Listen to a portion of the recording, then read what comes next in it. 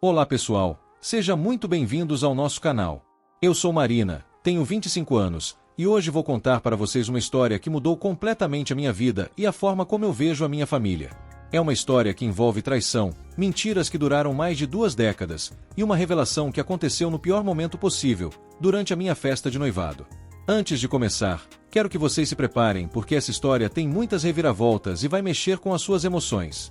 E já vou adiantando que no final tem uma revelação que vocês jamais vão imaginar. Então peguem um café, se acomodem aí, porque vamos começar essa jornada juntos. Para entender toda a complexidade dessa situação, preciso voltar um pouco no tempo e contar como sempre foi a minha relação com a minha família, especialmente com a pessoa que eu sempre acreditei ser minha irmã mais nova, a Camila. Ela tem 22 anos, 3 anos mais nova que eu, e desde que eu me entendo por gente, nossa relação sempre foi complicada. Vocês sabem como é, né? Às vezes irmãos têm rivalidades, ciúmes, essas coisas normais de família. Mas com a Camila sempre foi diferente. Desde pequenas, ela sempre teve uma hostilidade direcionada especificamente para mim que eu nunca consegui entender completamente. Não era só briga de irmã, sabe? Era algo mais profundo, mais pessoal.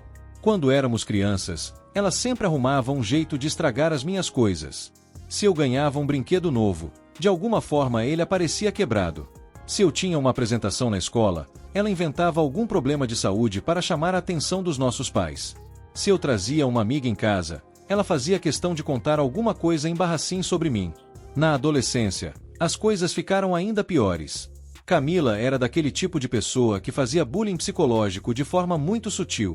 Ela nunca fazia nada óbvio que pudesse ser facilmente identificado pelos nossos pais como maldade.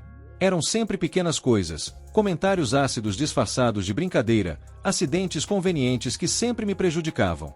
Por exemplo, quando eu tinha 16 anos e estava me preparando para o vestibular, ela acidentalmente derramou café no meu notebook, destruindo meses de trabalho e anotações. Quando eu comecei a namorar pela primeira vez, ela fez questão de contar para o menino todas as minhas inseguranças e medos que eu havia compartilhado com ela em momentos de vulnerabilidade. Meus pais, o Roberto e a Helena, sempre eram muito equilibrados quando essas situações aconteciam. Eles nunca tomaram partido abertamente, sempre tentavam mediar os conflitos de forma imparcial.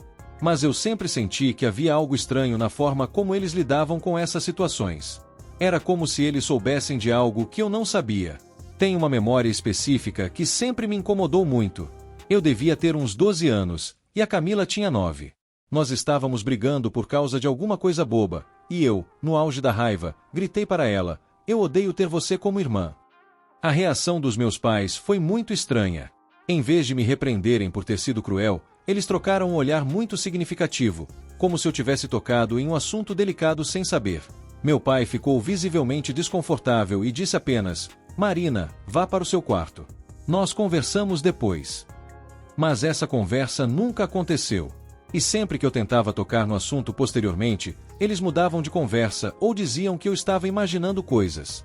Durante toda a minha vida, eu tentei ser uma boa irmã mais velha. Eu realmente tentei criar um vínculo com a Camila, incluí-la nas minhas atividades, protegê-la quando necessário, dar conselhos quando ela precisava. Mas ela sempre rejeitava qualquer tentativa de aproximação da minha parte. Era como se ela tivesse uma barreira emocional específica comigo. E o mais estranho é que ela não era assim com outras pessoas. Camila sempre foi carismática, engraçada, popular na escola. Com os amigos dela, com os nossos primos, até mesmo com os namorados que eu levava para casa, ela era completamente diferente. Era só comigo que ela tinha essa hostilidade constante. Conforme fomos crescendo, eu meio que aceitei que nossa relação seria sempre assim. Algumas famílias têm irmãos que simplesmente não se dão bem, né? Eu pensei que talvez fosse só uma incompatibilidade de personalidades, ciúmes por atenção dos pais, essas coisas que acontecem. Mas sempre tinha uma voz na minha cabeça dizendo que havia algo mais por trás disso tudo. Especialmente por causa de pequenos detalhes que eu notava ao longo dos anos. Por exemplo, Camila não se parecia fisicamente com nenhum de nós. Eu puxei mais para o lado da família da minha mãe, tem os olhos verdes dela e o cabelo castanho claro. Meu pai tem características mais mediterrâneas, pele mais morena, cabelo escuro. A Camila, por outro lado, sempre foi muito diferente. Ela tem cabelo loiro natural, olhos azuis claros, pele bem clara, uma estrutura óssea completamente diferente da nossa família. Quando eu comentava isso, meus pais sempre diziam que ela puxou para algum parente distante, que genética às vezes é assim mesmo, que não era nada demais. Mas conforme fui crescendo e aprendendo mais sobre genética na escola e na faculdade, comecei a achar cada vez mais estranho. Não era só a aparência física, eram também traços de personalidade, gostos, habilidades.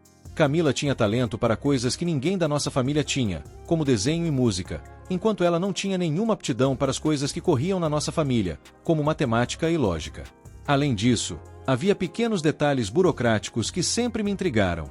Uma vez, quando eu tinha uns 18 anos, estava procurando uns documentos meus em casa e acabei encontrando a certidão de nascimento da Camila. Não foi de propósito, estava tudo guardado junto numa pasta. E eu notei que ela tinha nascido em um hospital diferente do hospital onde eu nasci, em uma cidade que ficava a 2 horas de distância da nossa. Quando perguntei para minha mãe sobre isso, ela ficou visivelmente nervosa e disse que tinha sido uma emergência, que ela estava visitando uma tia na época e Camila resolveu nascer antes do previsto.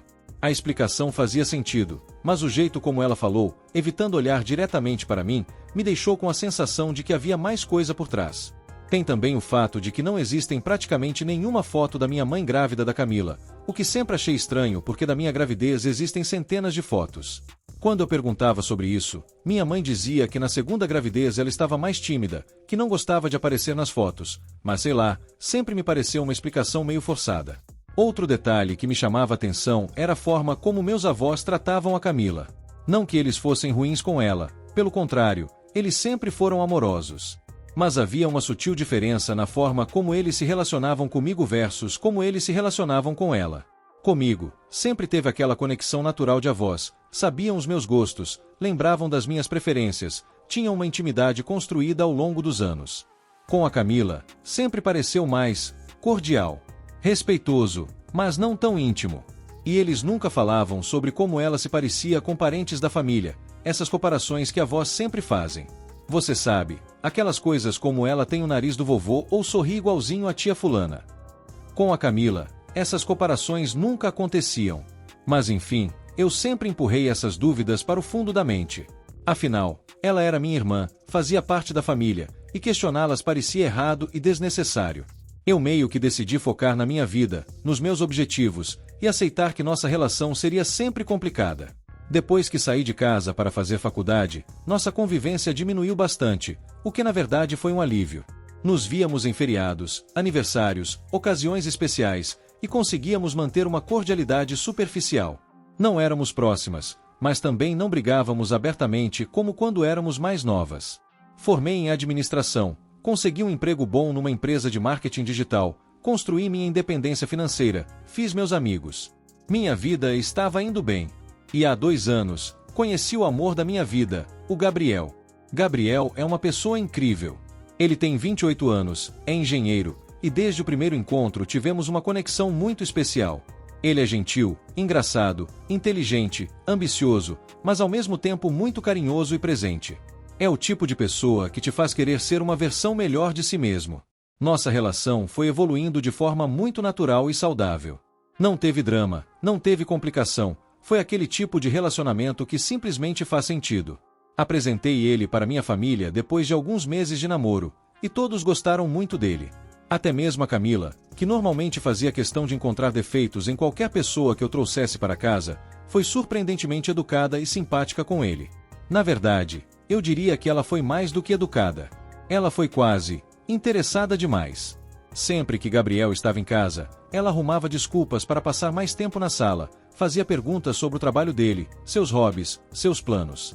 Na época, pensei que talvez ela estivesse finalmente fazendo um esforço para se relacionar melhor comigo através do meu namorado. Mas retrospectivamente, percebo que havia algo estranho no interesse dela. Ela prestava uma atenção nos detalhes da vida do Gabriel, que ia além de uma simples curiosidade de cunhada. Ela lembrava de coisas que ele havia mencionado casualmente em conversas anteriores, fazia referências a assuntos que eles tinham conversado quando eu não estava por perto. Uma vez, por exemplo, cheguei em casa e encontrei os dois conversando animadamente sobre um livro que ele estava lendo. Quando perguntei sobre o que estavam falando, ela demonstrou um conhecimento sobre o livro que me surpreendeu, porque era um livro técnico sobre engenharia que ela nunca teria interesse normalmente. Mas enfim, na época eu interpretei isso como um sinal positivo. Pensei que talvez Gabriel fosse a ponte que finalmente me permitiria ter uma relação melhor com minha irmã. Que ingenuidade a minha, né? Depois de 1 ano e meio de namoro, Gabriel me pediu em casamento. Foi no dia do meu aniversário de 24 anos, durante uma viagem que fizemos para a praia. Foi perfeito, romântico, exatamente do jeito que eu sempre sonhei. Ele havia planejado tudo nos mínimos detalhes, tinha até contratado um fotógrafo escondido para registrar o momento. Quando voltamos da viagem e contamos a novidade para as nossas famílias, todo mundo ficou emocionado e feliz. Meus pais choraram de alegria, a família do Gabriel nos recebeu de braços abertos. Foi um momento muito especial e significativo. A única reação que me chamou a atenção foi a da Camila. Quando contamos que estávamos noivos, ela parabéns de forma muito neutra. Não foi felicidade genuína, mas também não foi hostilidade aberta. Foi como se ela estivesse processando uma informação importante e tentando decidir como reagir. Começamos a planejar o casamento para o ano seguinte. Gabriel e eu queríamos uma cerimônia relativamente simples, focada na família e nos amigos mais próximos. Mas antes da cerimônia oficial, decidimos fazer uma festa de noivado para comemorar essa etapa importante com mais pessoas. A festa de noivado foi marcada para um sábado de março, na casa dos meus pais.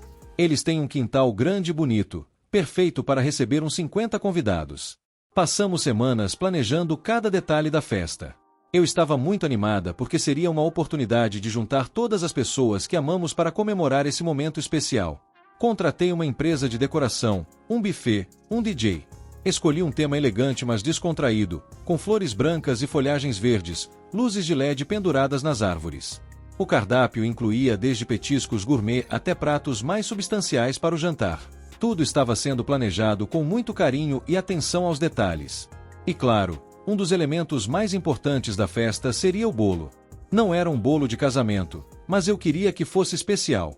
Encomendei um bolo de 3 andares numa confeitaria renomada da cidade. Era um bolo de chocolate belga com recheio de morango e cobertura de chocolate branco, decorado com flores de açúcar que combinavam com a decoração da festa. O bolo custou uma pequena fortuna, mas eu queria que fosse perfeito. Afinal, era uma ocasião especial, e o bolo sempre é um dos pontos altos de qualquer festa, né? As pessoas sempre se reúnem em volta do bolo para os brindes, as fotos, os momentos mais marcantes da comemoração. Na semana que antecedeu a festa, eu estava ansiosa mas animada. Conferi todos os detalhes várias vezes, confirmei com todos os fornecedores, organizei a logística. Gabriel estava me ajudando com tudo, sendo o parceiro incrível que sempre foi. Meus pais também estavam colaborando muito, especialmente minha mãe, que ama organizar eventos. A única pessoa que parecia desinteressada com a festa era Camila. Ela não ofereceu ajuda em nenhum momento, não demonstrou entusiasmo quando eu falava sobre os preparativos, às vezes até mudava de assunto quando eu comentava sobre os detalhes da festa. Quando perguntei se ela queria participar mais ativamente dos preparativos, ela disse que estava ocupada com a faculdade e os próprios compromissos. O que até fazia sentido, ela estava no último ano do curso de psicologia e realmente tinha bastante coisa para fazer. Mas havia algo na atitude dela que me deixava desconfortável. Não era só desinteresse, era como se ela estivesse resistindo à ideia da festa. Como se aquilo fosse um incômodo para ela, em vez de uma celebração de alguém da família. Na quinta-feira antes da festa, aconteceu algo que deveria ter me servido de aviso, mas eu não prestei a devida atenção na época. Eu estava em casa dos meus pais ajudando com alguns preparativos de última hora quando recebi uma ligação da confeitaria. A confeiteira me ligou para confirmar alguns detalhes sobre a entrega do bolo. Durante a conversa, ela mencionou que havia recebido uma ligação mais cedo perguntando sobre modificações no pedido. Segundo ela, uma moça que se identificou como minha irmã havia perguntado sobre a possibilidade de mudar alguns elementos da decoração. Quando perguntei que tipo de modificações, a confeiteira disse que a pessoa havia perguntado sobre trocar as flores de açúcar por outro tipo de decoração, e também havia questionado sobre a estrutura do bolo, se seria possível fazer um bolo menos alto e mais simples. Eu achei muito estranho, porque obviamente não havia pedido para Camila fazer nenhum contato com a confeitaria, e ela nunca tinha demonstrado interesse nos detalhes do bolo. Quando confrontei ela sobre isso, ela disse que havia sido só curiosidade, que estava passando perto da confeitaria e resolveu dar uma olhadinha para ajudar. A explicação dela não fez muito sentido para mim, mas eu estava com tantas coisas na cabeça que acabei deixando para lá. Confirmei com a confeiteira que nenhuma mudança deveria ser feita, que o bolo deveria ser entregue exatamente como eu havia encomendado originalmente. Chegou finalmente o sábado da festa. Eu acordei cedo, ansiosa mas empolgada. O dia estava lindo, ensolarado mas não muito quente, perfeito para uma festa ao ar livre. Passei a manhã toda organizando os últimos detalhes, recebendo as entregas, supervisionando a montagem da decoração. O pessoal da decoração chegou às 9 da manhã e transformou o quintal dos meus pais em um verdadeiro cenário de sonho. As luzes de LED criavam uma atmosfera mágica, as flores ficaram lindíssimas, as mesas estavam elegantemente arrumadas. Estava tudo saindo exatamente como eu havia imaginado. O bolo chegou por volta das 2 da tarde, e quando vi, quase chorei de emoção. Estava mais bonito do que eu esperava. Os 3 andares estavam perfeitamente alinhados, a cobertura de chocolate branco estava impecável, as flores de açúcar pareciam reais. Era uma obra de arte comestível. Pedi para colocarem o bolo numa mesa especial que eu havia separado, um pouco afastada das outras mesas, para que ele ficasse em destaque e protegido do movimento dos convidados. Coloquei até uma plaquinha pedindo para não mexerem no bolo até a hora do brinde oficial. Durante a tarde, fui me arrumando enquanto supervisionava os últimos preparativos. Escolhi um vestido azul marinho elegante mas não muito formal, sapatos confortáveis porque sabia que passaria muito tempo em pé, uma maquiagem caprichada mas não exagerada. Queria estar bonita, mas também queria me sentir confortável para aproveitar a festa. Gabriel chegou em casa por volta das 4 da tarde, lindo no seu terno cinza. Quando ele me viu pronta, disse que eu estava radiante, que ele se sentia o homem mais sortudo do mundo. Esses momentos de intimidade antes da festa foram muito especiais, porque logo em seguida nossa atenção seria dividida entre dezenas de convidados. Os primeiros convidados começaram a chegar às 5 da tarde, e logo o quintal estava cheio de pessoas queridas. Meus colegas de trabalho, os amigos da faculdade, os amigos do Gabriel, nossos familiares, alguns vizinhos próximos. Todo mundo estava animado, conversando, rindo, aproveitando a festa. A comida estava deliciosa, as bebidas geladas, a música ambiente criando um clima perfeito. Eu estava me sentindo realizada, vendo todas aquelas pessoas importantes para nós se divertindo e celebrando nosso amor. Gabriel estava ao meu lado o tempo todo, sendo o anfitrião perfeito, cumprimentando todo mundo, fazendo as pessoas se sentirem bem-vindas. Meus pais estavam radiantes, orgulhosos e felizes. Minha mãe não parava de receber elogios sobre a decoração e a organização da festa. Meu pai estava conversando animadamente com o pai do Gabriel, e já dava para ver que eles estavam se tornando amigos. A única pessoa que parecia estranha era Camila. Ela chegou na festa já um pouco atrasada, por volta das 5h30. Estava bonita, arrumada, mas havia algo na postura dela que me deixava desconfortável. Ela cumprimentou Gabriel de forma mais efusiva do que cumprimentou a mim, o que já achei meio estranho. Durante a festa, notei que ela estava prestando muita atenção em tudo o que acontecia, mas de uma forma meio calculista. Ela não estava realmente se divertindo, ela estava observando. Observando as pessoas, as interações, especialmente observando a mim e ao Gabriel. Várias vezes peguei ela olhando fixamente para o bolo. Não era uma olhada casual, era como se ela estivesse estudando alguma coisa. Quando nossos olhares se encontravam, ela desviava rapidamente e fingia estar prestando atenção em outra coisa. Por volta das 7 da noite, chegou o momento que eu estava esperando ansiosamente, a hora do brinde oficial e de cortar o bolo. Pedi para o DJ baixar a música e chamei a atenção de todos os convidados. Todo mundo se reuniu em volta da mesa onde estava o bolo, formando uma roda. Gabriel fez um discurso lindo, falando sobre nosso amor, nossos planos para o futuro, agradecendo a presença de todos. Eu também fiz uma fala, emocionada, agradecendo o carinho de todas aquelas pessoas especiais. Era um momento mágico, exatamente como eu havia sonhado. Então chegou a hora de cortar o bolo. Gabriel e eu nos posicionamos atrás da mesa, com a faca decorativa que eu havia comprado especialmente para a ocasião. Todo mundo estava com os celulares prontos para fotografar e filmar o momento. As luzes de LED criavam uma iluminação perfeita para as fotos. Foi nesse momento que aconteceu o impensável.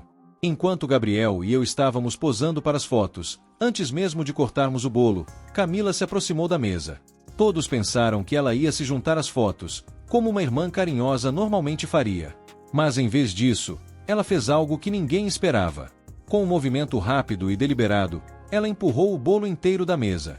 Não foi um acidente, não foi um tropeço, foi um ato completamente intencional e violento. O bolo de 3 andares, que havia custado uma fortuna e levado dias para ser feito, caiu no chão com um barulho surdo. A cobertura de chocolate branco se espalhou pela grama, As flores de açúcar se quebraram, a estrutura toda se desmontou em uma massa informe e destruída. Por alguns segundos, houve um silêncio absoluto. Ninguém conseguia processar o que havia acabado de acontecer. Eu olhei para o bolo destruído no chão, depois olhei para Camila, depois para todos os convidados que estavam parados, chocados, sem saber como reagir. Minha primeira reação foi de completa incredulidade. Eu simplesmente não conseguia entender por que ela havia feito aquilo. Não fazia sentido nenhum. Por que alguém destruiria propositalmente o bolo de uma festa de noivado? Por que minha própria irmã faria uma coisa dessas? Então veio a raiva. Uma raiva que eu nunca havia sentido na vida. Anos de hostilidade, de pequenas maldades, de provocações, tudo veio à tona naquele momento.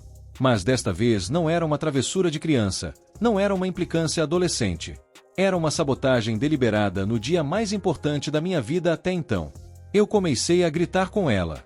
Perguntei se ela havia enlouquecido, porque ela tinha feito aquilo, o que estava passando na cabeça dela. Minha voz estava tremendo de raiva e decepção. Gabriel tentou me acalmar, mas eu estava fora de mim. Camila, por outro lado, não demonstrou nenhum arrependimento. Ela me olhou com uma expressão que eu nunca havia visto antes. Era uma mistura de desafio, satisfação e algo que parecia quase ódio. Ela disse, com uma frieza que me arrepiou: "Pronto, agora você sabe como eu me sinto todos os dias." Essa resposta me deixou ainda mais confusa e irritada. Como ela se sentia todos os dias? O que isso tinha a ver com qualquer coisa? Eu nunca havia feito nada para ela que justificasse uma vingança desse nível. Nunca havia destruído propositalmente algo importante para ela.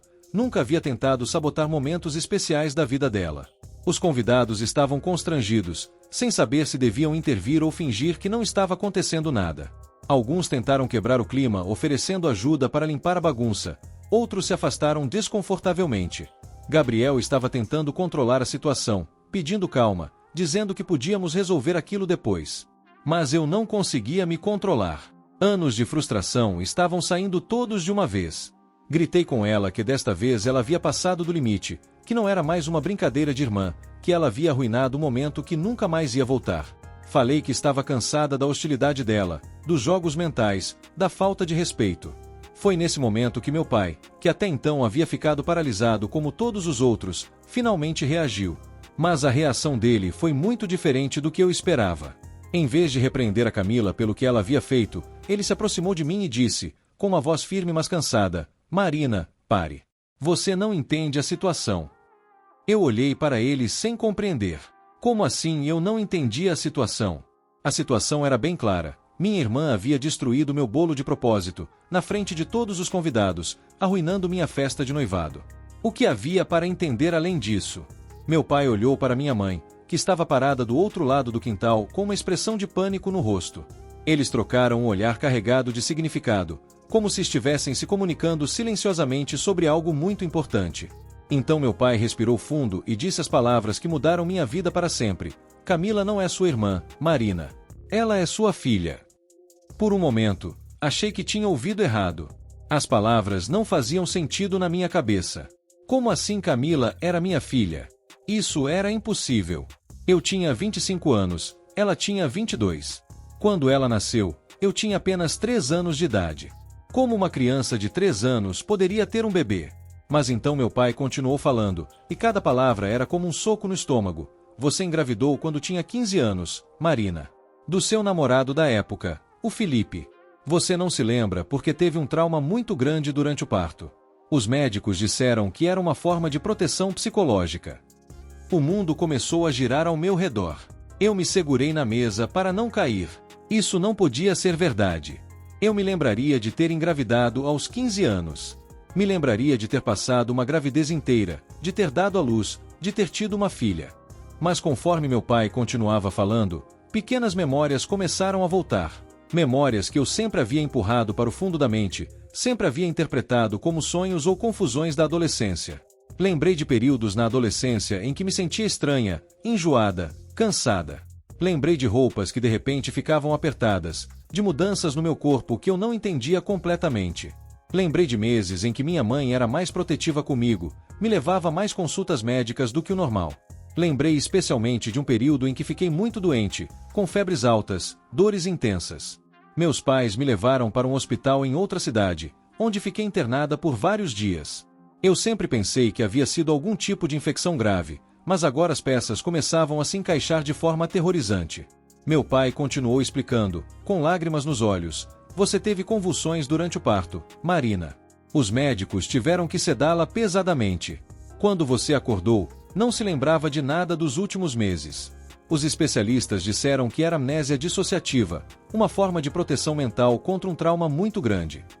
Minha mãe se aproximou e tentou me tocar, mas eu recuei instintivamente. Ela disse, chorando: "Nós decidimos não forçar a memória. Os médicos disseram que seria perigoso para sua saúde mental. Decidimos criar a Camila como nossa filha e deixar você viver sua adolescência normalmente." Eu olhei para Camila, que estava parada ali, assistindo a tudo com uma expressão que agora eu entendia completamente. Não era ódio de irmã. Era ressentimento de filha. Era dor de uma criança que cresceu sabendo que sua mãe biológica não a reconhecia como filha. Sudenly, todo o comportamento dela ao longo dos anos fazia sentido. A hostilidade não era rivalidade entre irmãs. Era o desespero de uma filha tentando chamar a atenção da mãe.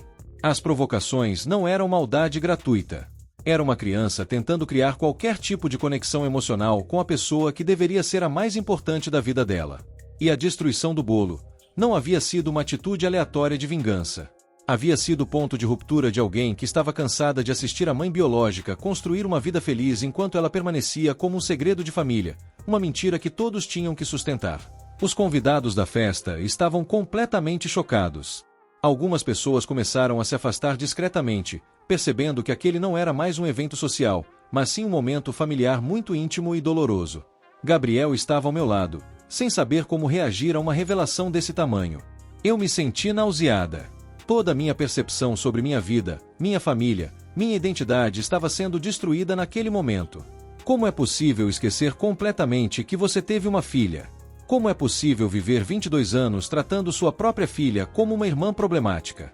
Camila finalmente falou, com a voz embargada: "Você quer saber por que eu odeio quando você está feliz, Marina? Porque você esqueceu que eu existo. Literalmente esqueceu. Todos os dias eu acordo lembrando que minha mãe me olha como se eu fosse um estorvo na vida dela, quando na verdade eu sou parte dela." As lágrimas começaram a escorrer pelo meu rosto. Não era só pelo choque da revelação, mas pela dor que eu podia ver nos olhos dela. Era uma dor profunda, de anos de rejeição involuntária, de crescer sentindo que não era querida pela pessoa mais importante do mundo para qualquer criança. Gabriel segurou minha mão e disse baixinho: "Marina, vamos sair daqui. Vamos para um lugar mais reservado para você processar isso." Mas eu não conseguia me mover. Estava paralisada tentando entender como minha vida inteira havia sido uma mentira. Minha mãe tentou se aproximar novamente. "Marina, filha, nós fizemos o que achamos melhor na época. Você tinha 15 anos, estava traumatizada. Os médicos disseram que forçar a memória poderia causar danos psicológicos irreversíveis. Nós pensamos que estávamos protegendo vocês duas." Mas eu não conseguia aceitar essa explicação. Mesmo que os médicos tivessem recomendado não forçar a memória inicialmente, por que nunca me contaram a verdade conforme eu fui crescendo? Por que me deixaram viver todos esses anos tratando minha filha como uma irmã incômoda? Olhei ao redor e percebi que ainda havia alguns convidados observando a situação, claramente desconfortáveis, mas sem saber como sair elegantemente. Gabriel percebeu o mesmo e começou a pedir discretamente para as pessoas se retirarem, explicando que havia acontecido uma emergência familiar. Meu pai se aproximou e disse: "Marina, eu sei que é muito para processar, mas você precisa entender que nós sempre amamos vocês duas. Camila sempre soube a verdade. Nós contamos para ela quando ela completou 18 anos. Mas ela prometeu que guardaria segredo até você estar pronta para saber." Isso me fez olhar para Camila com uma perspectiva completamente diferente. Ela havia guardado esse segredo por 4 anos. 4 anos sabendo que eu era sua mãe biológica, mas tendo que me tratar como irmã mais velha. 4 anos vendo eu construir uma vida, fazer planos, me preparar para formar uma família, enquanto ela permanecia como um lembrete vivo de um passado que eu nem sabia que existia. "Por que você nunca me contou?" perguntei para ela, ainda tremendo. Camila limpou as lágrimas do rosto e respondeu: "Porque eu tinha medo. Medo que você ficasse com raiva de mim, medo que você me rejeitasse completamente. Pelo menos como irmã eu ainda fazia parte da sua vida, mesmo que de forma problemática. Eu preferia ter sua irritação do que ter seu desprezo." A festa havia acabado completamente. Os últimos convidados estavam se retirando, levando consigo uma história que certamente seria contada e recontada por anos. Gabriel estava conversando baixinho com meus pais, tentando entender melhor a situação e decidir como proceder. Eu me sentei numa das cadeiras da festa, ainda processando tudo. Olhei para o bolo destruído no chão e, pela primeira vez, entendi o simbolismo do gesto de Camila. Ela não havia destruído apenas um bolo. Ela havia destruído a farsa, a mentira, a vida construída sobre um esquecimento traumático. Slovely, algumas memórias muito vagas começaram a voltar. Não memórias claras, mas sensações, fragmentos. Lembrei de sonhos recorrentes que eu tinha na adolescência, sonhos em que eu segurava um bebê e sentia um amor imenso e uma dor profunda ao mesmo tempo. Sempre acordava desses sonhos com uma sensação estranha, como se tivesse perdido algo muito importante. Lembrei também de uma fase em que eu era obcecada com bebês. Sempre que via uma criança pequena na rua, sentia uma vontade inexplicável de pegá-la no colo. Meus pais sempre diziam que era instinto maternal precoce, mas agora eu entendia que era algo muito mais profundo. E havia aquela cicatriz pequena na minha barriga, que meus pais sempre disseram que era de uma cirurgia que eu havia feito quando criança para retirar o apêndice. Mas agora, pensando bem, a cicatriz estava na posição errada para uma apendicectomia. Era mais baixa, mais horizontal. Era uma cicatriz de cesariana. Gabriel voltou e se sentou ao meu lado. Marina, amor, seus pais contaram mais alguns detalhes. Eles querem conversar com você quando você estiver pronta. Mas não precisa ser hoje. Podemos ir para nossa casa, você pode descansar, e amanhã vocês conversam com mais calma. Mas eu sabia que não conseguiria descansar sem entender melhor a situação. Olhei para Camila, que estava sentada sozinha do outro lado do quintal, e pela primeira vez na vida senti uma conexão diferente com ela. Não era mais irritação ou incompreensão. Era algo mais profundo, mais primitivo. Era reconhecimento. Me levantei e caminhei em direção a ela. Quando me aproximei, ela olhou para mim com uma expressão vulnerável que eu nunca havia visto antes. Sentei ao lado dela e disse: eu não sei como processar isso. Não sei como ser mãe de alguém que eu criei como irmã por mais de 20 anos. Camila respondeu: e eu não sei como ter uma mãe que não se lembra de mim. Mas talvez a gente possa descobrir juntas. Foi a primeira conversa genuína que tivemos na vida. Sem hostilidade, sem jogos, sem mal-entendidos. Apenas duas pessoas tentando entender uma situação impossível que não foi culpa de nenhuma das duas. Meus pais se aproximaram cautelosamente. Meu pai disse: Marina, se você quiser, podemos ir ao hospital onde você teve a Camila. Ainda temos contato com o médico que te acompanhou. Ele pode explicar melhor o que aconteceu, pode até tentar ajudar a recuperar algumas memórias de forma segura. A ideia me assustava, mas ao mesmo tempo eu sentia a necessidade de entender completamente o que havia acontecido comigo. Como é possível esquecer uma gravidez inteira? Como é possível esquecer o nascimento de um filho? Gabriel segurou minha mão. Eu vou estar com você em tudo isso, Marina. Independente do que descobrirmos, nós vamos enfrentar juntos. E foi nesse momento que eu percebi que Gabriel também estava processando informações difíceis. Ele havia passado 2 anos namorando comigo sem saber que eu tinha uma filha. Agora, de repente, nossa relação não envolvia apenas nós dois, mas também uma jovem de 22 anos que tecnicamente seria enteada dele. Gabriel, eu disse, isso muda tudo entre a gente. Você não sabia que estava se relacionando com alguém que tem uma filha. Ele me olhou com aquela expressão carinhosa que sempre me fazia sentir segura. Marina, isso não muda meu amor por você. É uma situação complexa, é verdade, mas nós vamos descobrir como lidar com ela. Vocês duas são um pacote agora, e eu aceito isso. Camila, que estava ouvindo nossa conversa, disse: Gabriel, você não precisa se sentir obrigado a nada. Eu sei que essa situação é estranha para todo mundo. Mas Gabriel respondeu: Camila, se você é filha da Marina, então você faz parte da nossa família. Pode ser estranho no começo, pode levar tempo para todos se acostumarem, mas é assim que vai ser. Naquele momento, comecei a entender por que havia me apaixonado por Gabriel. Ele era o tipo de pessoa que enfrenta as dificuldades da vida com maturidade e amor, em vez de fugir quando as coisas ficam complicadas. Passamos o restante da noite conversando. Meus pais contaram mais detalhes sobre o que havia acontecido quando eu tinha 15 anos. Aparentemente, eu estava namorando um menino chamado Felipe há alguns meses quando engravidei. Quando descobrimos a gravidez, ele ficou apavorado e sumiu da cidade com a família. Meus pais disseram que inicialmente eu estava animada com a ideia de ter um bebê, apesar do susto inicial.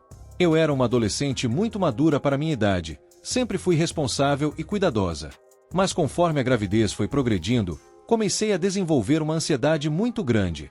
Pelos últimos 2 meses da gravidez, eu estava tendo pesadelos constantes, crises de pânico, episódios de dissociação. Os médicos disseram que era uma reação traumática à situação, agravada pelos hormônios da gravidez e pela pressão social de ser uma mãe adolescente. O parto foi complicado. Camila nasceu de cesariana porque eu desenvolvi pré-eclâmpsia nas últimas semanas. Durante o procedimento, tive convulsões e complicações que exigiram sedação pesada. Quando acordei, dias depois, não me lembrava dos últimos meses.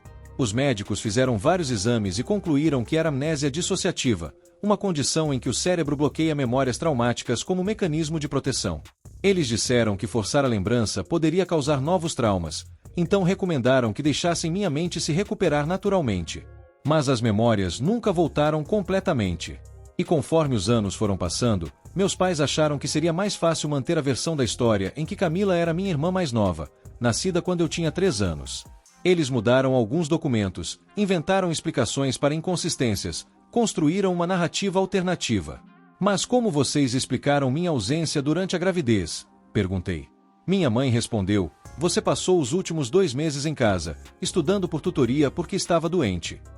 Os vizinhos e conhecidos sabiam que você estava com problemas de saúde, mas não sabiam especificamente o que era. Depois, quando você se recuperou, voltou à escola normalmente. Era uma mentira elaborada, sustentada por anos. E o mais impressionante é que havia funcionado. Eu realmente não me lembrava de nada daquele período. Na minha mente, havia uma lacuna que eu sempre havia interpretado como consequência da doença que me deixou hospitalizada. Camila contou sua perspectiva da história. Ela disse que sempre soube que havia algo diferente na nossa família, mesmo antes de saber a verdade completa. Ela percebia que eu a tratava de forma diferente dos outros membros da família, que havia uma distância emocional que ela não conseguia explicar. Quando completou 18 anos, meus pais acharam que ela tinha idade suficiente para saber a verdade. Disseram que ela poderia escolher como lidar com a informação, se queria confrontar a situação ou manter o segredo. Ela escolheu manter o segredo, mas disse que foi uma das decisões mais difíceis da vida dela. Todos os dias eu acordava sabendo que minha mãe estava ali, na mesma casa, mas que ela não sabia que eu era filha dela, Camila explicou. E todos os dias eu tinha que fingir que éramos apenas irmãs, mesmo sentindo uma conexão mais profunda. Isso explicava porque ela sempre foi tão atenta aos detalhes da minha vida, porque demonstrava interesse nas minhas decisões, porque ficava incomodada quando eu namorava. Não era ciúme de irmã, era uma preocupação maternal invertida. Era uma filha cuidando da mãe sem poder assumir esse papel. E explicava também porque ela havia ficado tão interessada no Gabriel. Não era atração romântica, como eu havia suspeitado em alguns momentos. Era uma filha avaliando se o parceiro da mãe seria uma boa pessoa para fazer parte da família. Camila, eu disse, me perdoa por todos os momentos em que fui insensível com você. Me perdoa por não ter entendido o que você estava sentindo. Ela começou a chorar. Você não tem culpa, Marina. Você não sabia. Ninguém tem culpa dessa situação. Foi uma tragédia que aconteceu com todas nós. Mas eu sabia que havia culpa sim. Talvez não minha, por não me lembrar, mas havia culpa dos meus pais por terem mantido a mentira por tanto tempo. Havia culpa do sistema médico que recomendou esconder a verdade em vez de tentar tratamento para recuperar as memórias. Havia culpa de uma sociedade que faz uma adolescente se sentir traumatizada por engravidar. Gabriel sugeriu que procurássemos ajuda profissional para lidar com a situação. Isso é muito complexo para vocês resolverem sozinhas, ele disse. Precisa de acompanhamento psicológico, talvez psiquiátrico. Precisa de gente especializada em trauma e amnésia. Meus pais concordaram, e marcamos uma consulta com um especialista para a semana seguinte. Mas até lá, tínhamos que descobrir como conviver com essa nova realidade. Decidimos que Camila continuaria morando com meus pais, pelo menos inicialmente. Era a casa onde ela sempre morou, onde se sentia segura. Eu e Gabriel voltaríamos para nosso apartamento, mas com o compromisso de nos encontrarmos diariamente para conversar, para tentar construir uma nova relação. Não seria fácil. Como se constrói um vínculo maternal com alguém de 22 anos? Como se recupera mais de 2 décadas de conexão perdida? Como se explica para o mundo que a pessoa que vocês conheciam como irmãs na verdade são mãe e filha? Nos dias que se seguiram à festa, eu passei muito tempo pensando sobre pequenos detalhes da nossa convivência ao longo dos anos. Lembrei de momentos em que Camila havia tentado se aproximar de mim e eu havia rejeitado, interpretando como invasão de espaço. Lembrei de ocasiões em que ela havia demonstrado carinho e eu havia estranhado, achando que ela estava sendo falsa. Lembrei especialmente de um dia, anos atrás, quando ela estava doente com febre alta. Meus pais não estavam em casa, e eu fiquei cuidando dela. Ela estava delirando um pouco por causa da febre, e em determinado momento ela me chamou de mãe. Na época, achei que era só confusão mental causada pela doença. Agora eu entendia que, mesmo inconsciente, ela reconhecia nossa verdadeira relação. Gabriel estava sendo incrível durante todo esse processo. Ele cancelou nossos planos para a lua de mel, adiou indefinidamente os preparativos do casamento, reorganizou nossa agenda para me dar tempo de lidar com a situação. E nunca, nem por um momento, me fez sentir que eu era um peso ou que a situação era mais complicada do que ele estava disposto a enfrentar. Uma semana depois da festa desastrosa, tivemos nossa primeira consulta com o Dr. Henrique, um psiquiatra especializado em trauma e amnésia dissociativa. Ele explicou que meu caso, embora raro, não era único. Existem pessoas que bloqueiam memórias traumáticas de forma tão completa que conseguem viver anos sem lembrar de eventos significativos. O cérebro de Marina criou um mecanismo de proteção muito eficiente, ele explicou. Mas agora que a verdade veio à tona, é possível que algumas memórias comecem a retornar naturalmente. O importante é acompanhar esse processo de forma cuidadosa, para evitar novos traumas. Ele recomendou sessões de terapia individual para mim e para Camila, e também sessões conjuntas para trabalharmos nossa relação. Disse que seria um processo longo, que poderia levar anos para criarmos um vínculo saudável, mas que era possível. Durante minha primeira sessão individual, Dr. Henrique me fez várias perguntas sobre minha adolescência, tentando identificar fragmentos de memória que poderiam estar relacionados à gravidez. Foi um processo doloroso, porque significava admitir que havia um buraco gigante na minha própria história de vida. Mas também foi libertador, de certa forma. Finalmente eu tinha uma explicação para muitas coisas que nunca haviam feito sentido. Porque eu sempre me senti estranha em determinadas datas do ano, especialmente novembro, que era o mês em que Camila nasceu. Porque eu tinha uma conexão inexplicável com bebês e crianças pequenas. Porque certas músicas ou cheiros me faziam sentir uma nostalgia profunda que eu não conseguia explicar. Nas sessões com Camila, descobrimos que ela também havia desenvolvido alguns mecanismos de defesa ao longo dos anos. Ela havia aprendido a suprimir suas necessidades emocionais para evitar confrontos, havia se tornado excessivamente independente para não incomodar a família, havia desenvolvido uma personalidade que misturava ressentimento com amor incondicional. Eu sempre te amei, Marina, ela disse numa das sessões, mas também te odiava por não me amar de volta da forma que eu precisava. E eu me odiava por te odiar, porque eu sabia que não era sua culpa. Esses momentos de honestidade brutal eram difíceis, mas necessários. Estávamos desconstruindo mais de 20 anos de mal-entendidos e construindo uma nova relação do zero. Gabriel também participou de algumas sessões, porque nossa relação também precisava ser redefinida. De repente, ele não estava mais noivando apenas comigo, mas também assumindo um papel de padrasto de uma jovem adulta. Era uma situação incomum que exigia muito diálogo e paciência. Eu não espero que você me veja como pai, ele disse para Camila numa das sessões. Você já tem 22 anos, já tem sua personalidade formada. Mas eu espero que possamos ser amigos, que você se sinta confortável na nossa família. Camila respondeu, eu gosto de você, Gabriel. Sempre gostei. E acho que você é perfeito para Marina. Só espero que vocês tenham paciência comigo enquanto eu aprendo a lidar com tudo isso. Conforme as semanas foram passando, nossa dinâmica familiar foi se transformando gradualmente. Não aconteceu de uma hora para outra, foi um processo lento e às vezes doloroso. Mas começamos a ter conversas mais abertas, a compartilhar sentimentos que havíamos guardado por anos, a criar novas memórias baseadas na verdade em vez de mentiras. Camila começou a me contar sobre sua infância, sobre como ela percebia nossa família, sobre os momentos em que mais sentia minha ausência emocional. Eu comecei a contar sobre minha vida, meus planos, minhas inseguranças, tratando-a como alguém que tinha direito de saber porque era minha filha. Não era um relacionamento típico de mãe e filha, porque não tínhamos construído essa base desde o início. Era algo novo, único, que não se encaixava nos padrões tradicionais de família. Mas era nosso, e estava funcionando. 3 meses depois da revelação, eu e Gabriel decidimos remarcar nosso casamento. Desta vez, seria uma cerimônia ainda menor, apenas para a família mais próxima e alguns amigos íntimos. E Camila não seria apenas minha irmã na cerimônia, ela seria minha filha, oficialmente. Decidimos também que ela seria minha madrinha de casamento. Era uma forma simbólica de reconhecer sua importância na minha vida e de incluí-la de forma especial na nossa nova família. Na véspera do casamento, Camila e eu tivemos uma conversa que foi um divisor de águas no nosso relacionamento.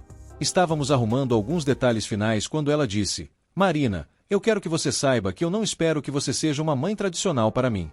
Nós perdemos esses anos, e não tem como recuperá-los.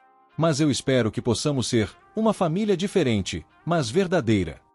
Eu abracei ela pela primeira vez de forma genuína, sem o desconforto que sempre havia existido entre nós. Camila, eu ainda estou aprendendo a lidar com tudo isso. Mas eu quero tentar ser a melhor mãe que posso ser para você, mesmo que seja tarde. O casamento foi lindo. Pequeno, íntimo, verdadeiro. Gabriel estava emocionado, meus pais estavam orgulhosos, e Camila estava radiante. Pela primeira vez, eu vi ela genuinamente feliz em um evento da nossa família. Durante meu discurso na cerimônia, falei sobre segundas chances, sobre como às vezes a vida nos dá oportunidades de corrigir erros que nem sabíamos que tínhamos cometido. Falei sobre como nossa família havia se tornado mais forte depois de passar por essa crise. E no final do discurso, olhei diretamente para Camila e disse: e quero agradecer especialmente a minha filha, Camila, por ter tido paciência comigo todos esses anos, mesmo quando eu não sabia que precisava ter paciência com ela também. Foi a primeira vez que chamei ela publicamente de filha. Ela começou a chorar, eu comecei a chorar, todos começaram a chorar. Mas eram lágrimas de alívio, de recomeço, de família finalmente sendo honesta consigo mesma. Hoje, 2 anos depois de toda essa revelação, posso dizer que nossa família está melhor do que nunca. Camila e eu desenvolvemos uma relação única, que mistura amizade com maternidade, que é baseada em respeito mútuo e amor conquistado em vez de imposto. Ela se formou em psicologia e hoje trabalha com terapia familiar, especializando-se em casos de trauma e amnésia. Diz que nossa experiência a inspirou a ajudar outras famílias que passam por situações complexas. Gabriel e eu estamos felizes no casamento. Ele desenvolveu uma relação muito bonita com Camila, que o vê como um grande amigo e conselheiro. Nossa casa está sempre aberta para ela, e ela vem jantar conosco pelo menos 2 vezes por semana. Meus pais ainda se sentem culpados por terem mantido a mentira por tanto tempo, mas estamos todos em terapia familiar trabalhando essas questões. O importante é que agora vivemos na verdade, mesmo que ela seja mais complicada do que a mentira que vivíamos antes. Eu nunca recuperei completamente as memórias da gravidez e do parto. Algumas sensações voltaram, alguns fragmentos de lembranças, mas nada muito concreto. Dr. Henrique disse que talvez seja melhor assim, que meu cérebro ainda me protege daquele trauma. E eu aprendi a aceitar que existem partes da minha história que talvez nunca sejam completamente claras. O que importa é o presente. Hoje eu tenho uma filha maravilhosa de 24 anos, que é inteligente, talentosa, carinhosa, e que me perdoou por ter esquecido dela. Tenho um marido incrível que aceitou nossa situação complexa sem hesitação. Tenho pais que, apesar dos erros, sempre tentaram fazer o que achavam melhor para todos. E mais importante, tenho uma família baseada na verdade, não em mentiras. Mesmo que essa verdade seja mais complicada, mais dolorosa, mais difícil de explicar para as pessoas. Pelo menos agora vivemos de forma autêntica. Às vezes penso em como nossa vida seria diferente se meus pais tivessem me contado a verdade desde o início. Talvez eu tivesse sido uma mãe adolescente enfrentando todos os desafios que isso implica. Talvez Camila tivesse crescido sendo criada por uma menina que não tinha maturidade para ser mãe. Talvez nossa relação fosse ainda mais complicada. Mas também penso que talvez pudéssemos ter construído um vínculo genuíno desde o início. Talvez ela não tivesse crescido com esse sentimento de rejeição. Talvez eu não tivesse perdido os primeiros anos da vida da minha filha. Não tem como saber. O que importa é que encontramos uma forma de estar juntas agora, de ser uma família verdadeira, mesmo que não seja uma família tradicional. E vocês, o que acham dessa história? Já vivenciaram alguma situação em família que mudou completamente a percepção sobre pessoas próximas? Como lidariam se descobrissem que alguém que vocês conhecem há anos na verdade tem uma relação completamente diferente com vocês? Espero que nossa experiência possa servir de inspiração para outras famílias que enfrentam segredos difíceis, traumas não resolvidos, relacionamentos complicados. Às vezes a verdade dói, mas ela também liberta. E às vezes é preciso destruir tudo, inclusive um bolo de festa, para reconstruir em bases mais sólidas. Se vocês gostaram da nossa história e querem ouvir mais relatos como este, não esqueçam de se inscrever no canal, ativar o sininho das notificações e deixar um comentário contando suas próprias experiências. Vocês não imaginam como é importante para mim saber que essas histórias tocam outras pessoas e talvez ajudam alguém a lidar com suas próprias situações difíceis. Um abraço para todos, e até o próximo vídeo.